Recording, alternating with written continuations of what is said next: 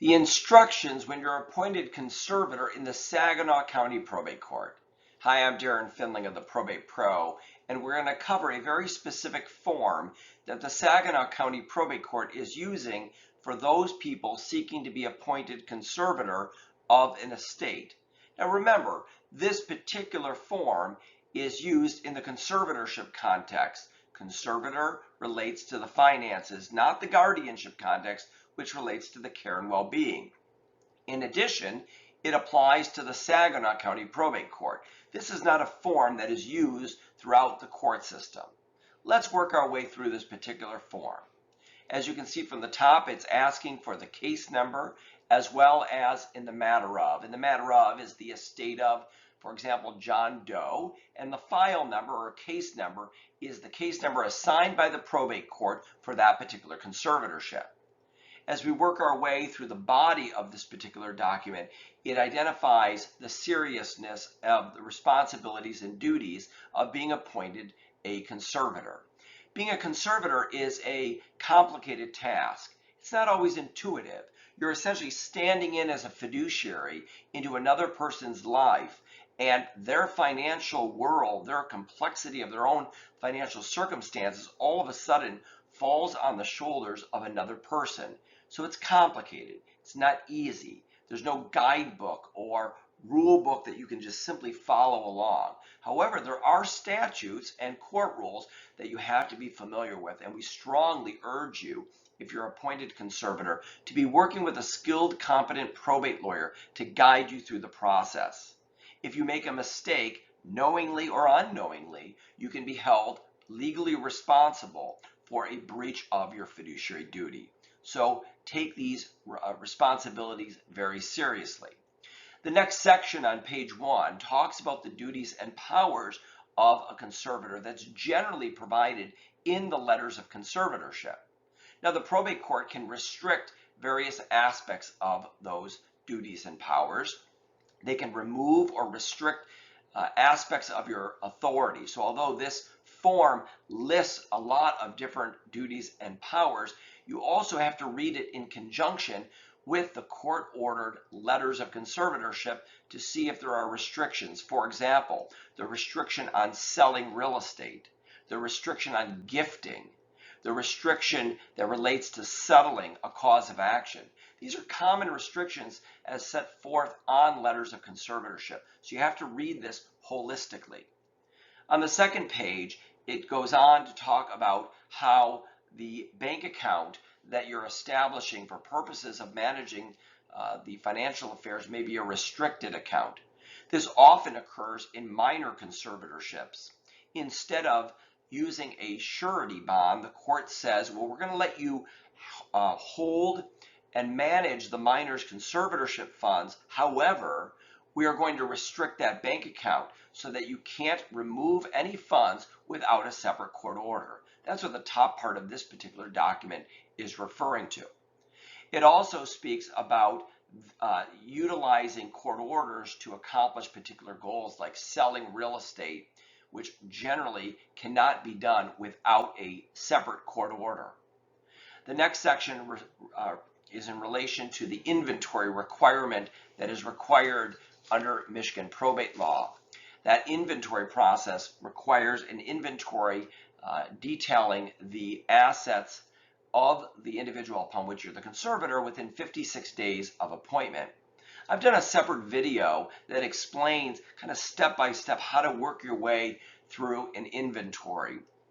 It's really important that you do this timely, because if you fail to file the inventory within a time frame, you're going to get a deficiency notice from the court and risk the removal of yourself as the conservator.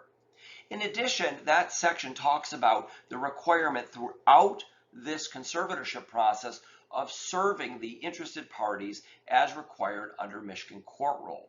There's a court rule MCR 5.125 that specifies in each particular type of proceeding how you're supposed to provide service through the court rules to the interested parties as it relates to the particular event, whether it be an annual account or an inventory. Sometimes you can serve by first-class mail, sometimes it requires publication, and sometimes it requires a delivery or service directly upon the person. So really pay particular attention to the court rule and statute that governs the particular document you're filing. At the bottom, it speaks about the annual accountings that are required, and this occurs within the anniversary date of the appointment of the person. So for example, if you're appointed on January 1, you are required to do an annual accounting within 56 days after that 1-year anniversary. The court can require interim accounting, so this is the minimum requirement for purposes of accounting. As we move our way on to the next page, it also talks about the importance of timely filing your accounting, or you could be hit with a deficiency notice with the court, as well as your letters of conservatorship generally have an expiration date. So if you fail to file your accounting on a year-to-year basis, those letters are going to naturally expire, and then you will lose your authority to make decisions on behalf of the person that is protected. Now, if you can see within this document, it talks about how Saginaw County requires all accounts be allowed on an annual basis. That word allowed means there's an actual petition that's filed with the court. You seek approval of the account that's been filed. And again, annual accounts I've covered in a separate video that explains kind of step by step, but it's not intuitive.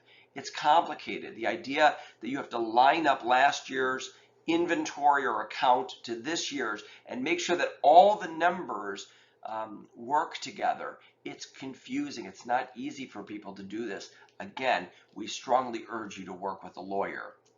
It also speaks about being compensated as a conservator, about reasonable compensation, and how an hourly or reasonable rate is determined if you're charging for the role as conservator.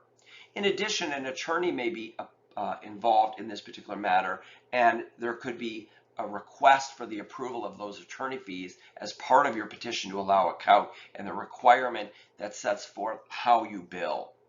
And of course, it speaks about how if the bill is excessive, the court can reduce the amount of attorney fees or fiduciary fees as it relates to the totality of the assets and income of the estate.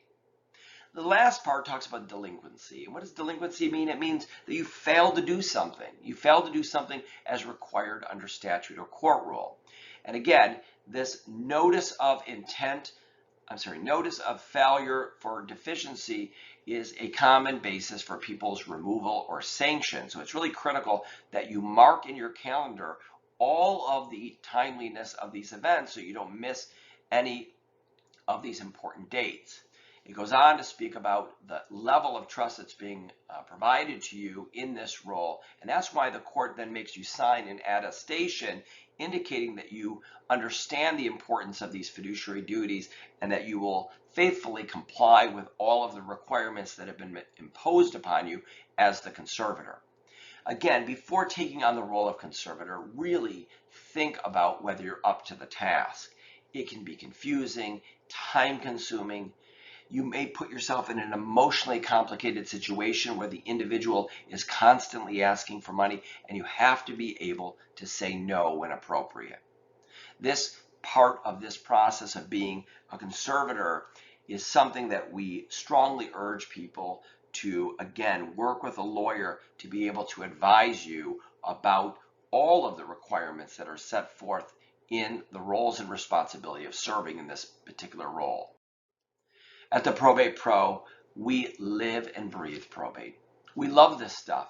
And if you've got questions regarding the conservator's appointment, about this form or any probate-related issue, feel free to visit us at theprobatepro.com or call us at 1-833-PROBATE.